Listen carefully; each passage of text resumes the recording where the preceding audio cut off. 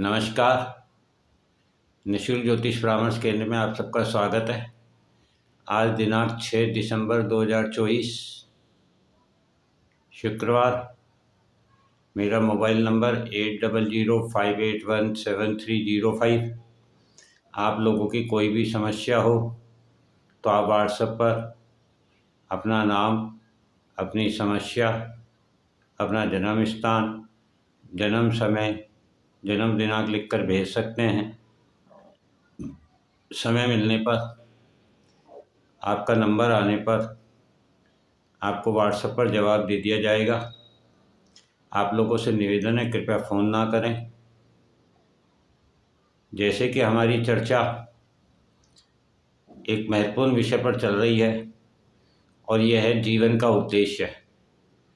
तो क्या आज तक हमने जो ज्योतिष को जाना है या ज्योतिष से जो हम जानना चाहते हैं, क्या वही मार्ग प्रशस्त कर सकते हैं, या हमें इस ज्योतिष को, जो इसका वास्तविक स्वरूप है, जो ये हमें समझाना चाहते हैं, बताना चाहते हैं, कहना चाहते हैं, वह वास्तविक स्वरूप है, तो हम देखेंगे कि वास्तव में हमारे जो योगीचार्य थे,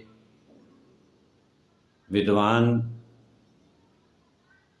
ज्योतिषाचार्य, जिन्होंने ब्रह्मांड का अध्ययन कर हमें इतना सुंदर सुलभ साधन दिया, जिससे हम अपने भविष्य का निर्माण, अपने इस जीवन के कालचक्र से मोक्ष और मुक्ति प्राप्त कर सकते हैं,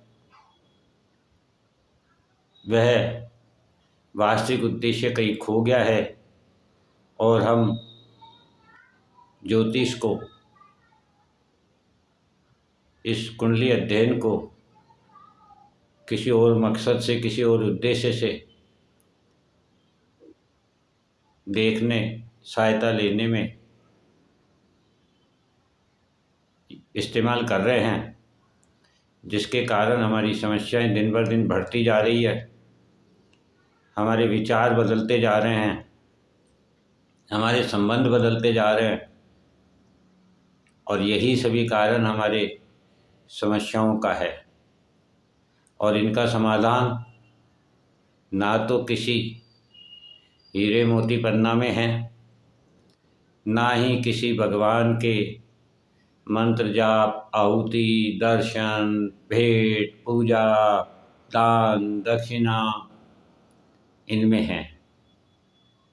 ये जितने भी कर्म हैं, ये सब आपको एक सही मार्ग प्रशस्त करने के लिए दिए गए थे,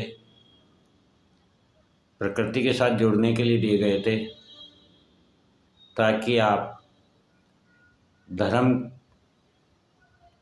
के साथ जुड़कर, प्रकृति के साथ जुड़कर अपना कर्म पूर्ण कर सकें।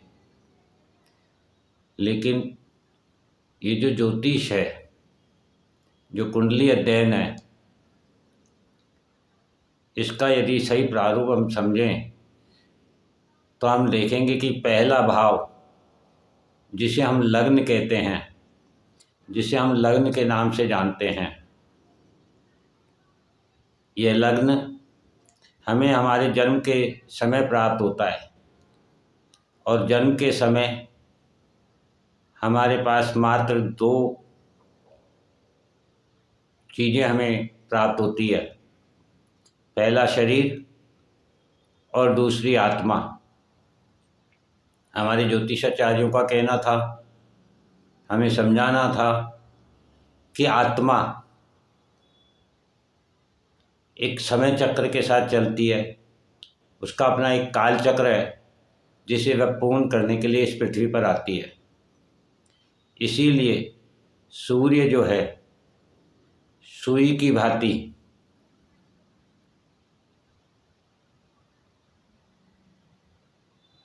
समय की घड़ी की भांति चलता है।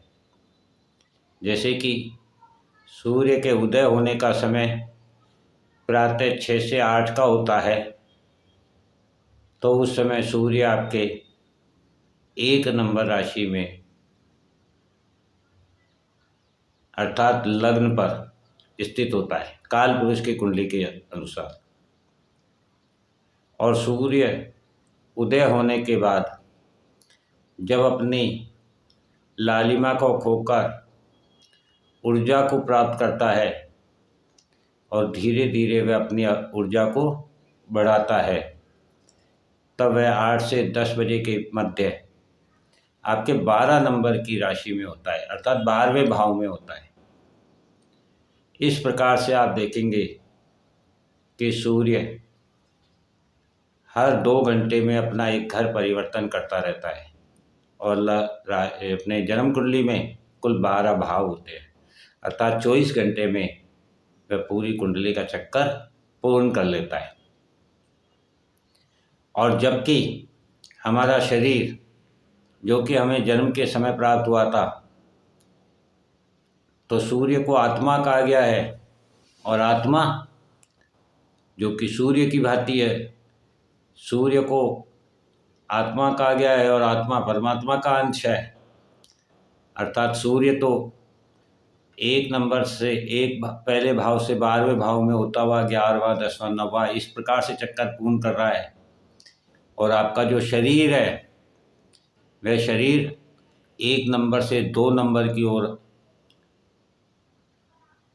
बढ़ रहा है, अर्थात 2 नंबर जहाँ चंद्रमा उच्च का होता है और चंद्रमा मन है। शरीर को मन चलाता है। हम जितने भी कर्म करते हैं, जो भी सोच विचार रखते हैं, जो भी हमारे भाव होते हैं, जो भी हमें सपने आते हैं, जो भी हम विचार बनाते हैं, जो भी हम कल्पनाएं करते हैं, वह सब हमारे मन के द्वारा निर्मित है।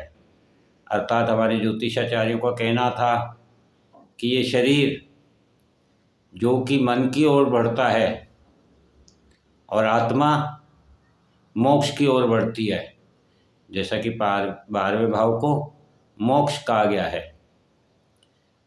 तो इस प्रकार से आप देखेंगे कि जो चंद्रमा है वह रात का कारक ग्रह है, आपके मन का कारक ग्रह है, वह सोपन लोक है।